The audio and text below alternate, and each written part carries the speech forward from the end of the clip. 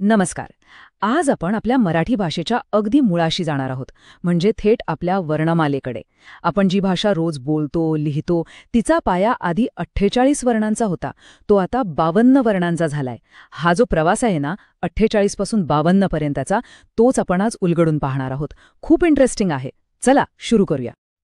बरं, आपण रोज कितीतरी शब्द बोलतो, लिहितो, वाचतो, पण कधी विचार केलाय का की हे शब्द तयार कसे होतात? म्हणजे यांच्यामागे नक्की काय आहे? प्रत्येक शब्दामागे एक बेसिक रचना असते आणि ती नेमकी काय आहे हेच आपल्याला आज समजून घ्यायचंय. आणि त्या प्रश्नाचं उत्तर आहे वर्ण. हो, वर्ण. वर्ण म्हणजे काय? तर आपल्या तोंडातून जे बेसिक आवाज किंवा ध्वनी बाहेर पडतात ना, जसं की अ, आ, क, ख, तेच. हेच ध्वनी जेव्हा एकत्र येतात तेव्हा एक अर्थपूर्ण शब्द तयार होतो. म्हणजे थोडक्यात काय, तर हे वर्ण आपल्या भाषेचे बिल्डिंग ब्लॉक्स आहेत, अगदी विटांसारखे. तर आज आपण काय काय पाहणार आहोत?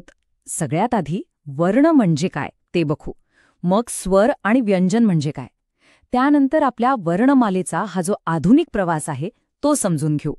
मग काही खास चिन्हे आणि विशेष वर्ण आहेत. आणि शेवटी ह्या सगळ्यातून काय निष्कर्ष निघतो ते पाहूया. ओके, तर वर्णांचे मुख्य 2 प्रकार पडतात. एक म्हणजे स्वर आणि दुसरे म्हणजे व्यंजन. चला मग आधी यांच्यातला फरक काय आहे तोच समजून घेऊया. फरक खरं तर अगदी सोपा आहे. स्वर म्हणजे असे आवाज ज्यांचा उच्चार आपण स्वतंत्रपणे करू शकतो, म्हणजे त्यांना कोणाच्याही मदतीची गरज लागत नाही.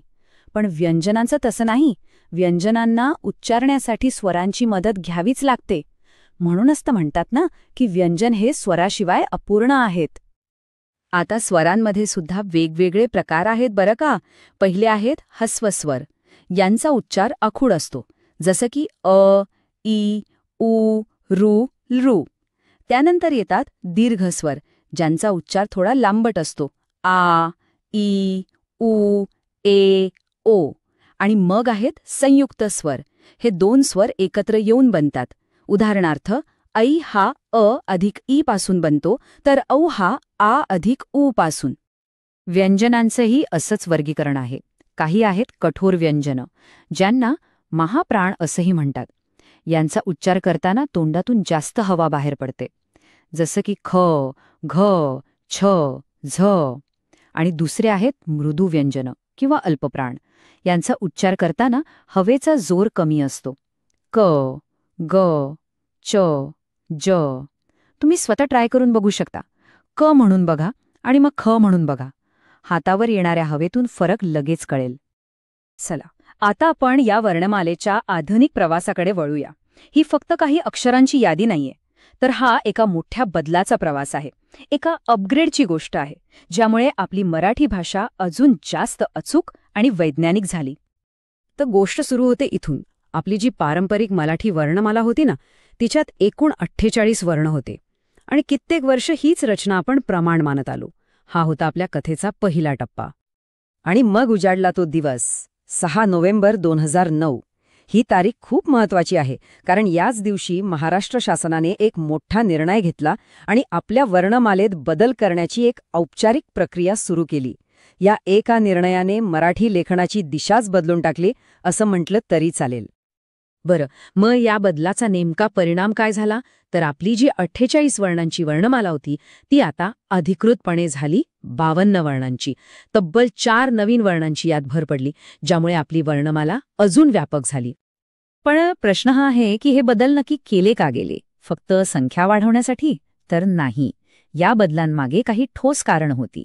यात नवीन स्वर आणि काही विशेष संयुक्त व्यंजनांना जागा मिळाली. अनुस्वार आणि विसर्ग यांना एक स्वतंत्र ओळख मिळाली. श आणि स साठी अक्षरं कशी लिहायची यात एकसारखेपणा आणला गेला. म्हणजे मूळ उद्देश हा संख्या वाढवणं नव्हता, तर लेखनात अधिक स्पष्टता आणि अचूकता आणणं हा होता. तर ही जी नवीन 52 वर्णांची रचना आहे ती नक्की कशी आहे? तर बघा, यात 16 स्वर आहेत, 12 स्वरचिन्हे आहेत, 34 व्यंजने आहेत आणि 2 विशेष संयुक्त व्यंजने.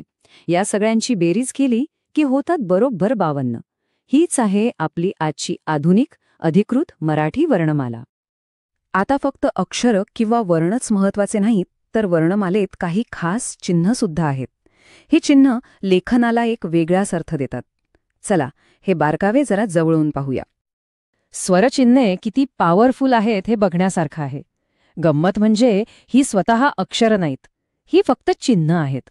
पण हीच चिन्ह जेव्हा व्यंजनांना लागतात तेव्हा उच्चार पूर्ण होतो.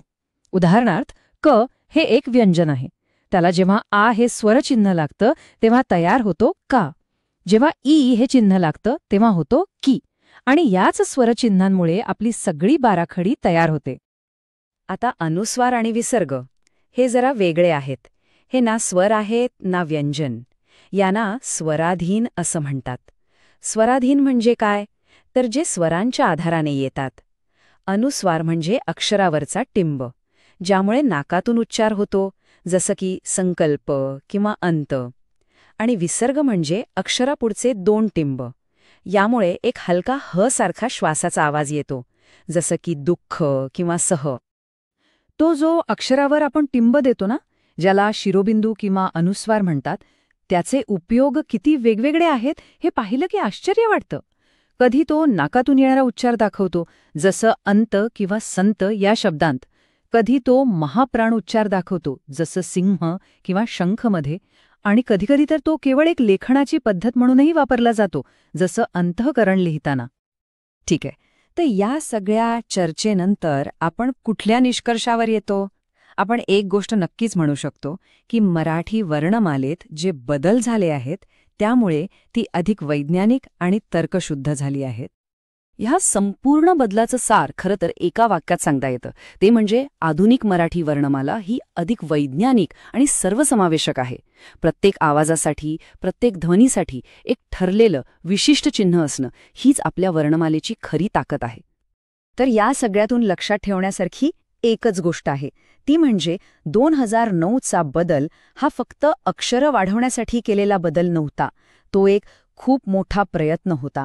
लेखन, भाषाशास्त्र आणि शिक्षण ह्या सगळ्या क्षेत्रांमध्ये अजून जास्त अचूकता आणण्यासाठी, संपूर्ण व्यवस्थेत सुधारणा करण्यासाठी केलेला हा एक महत्त्वाचा बदल होता. आणि जाता जाता एक प्रश्न तुमच्यासाठी सोडून जातो. आपल्या भाषेच्या अगदी पायामध्ये झालेला हा बदल भविष्यात आपल्या भाषेला कसा आकार देईल? ही जी अधिक अचूक आणि वैज्ञानिक वर्णमाला आपल्याला मिळाली आहे, त्यामुळे मराठी भाषेचा पुढचा विकास कसा होईल? काय वाटतं? नक्की विचार करा.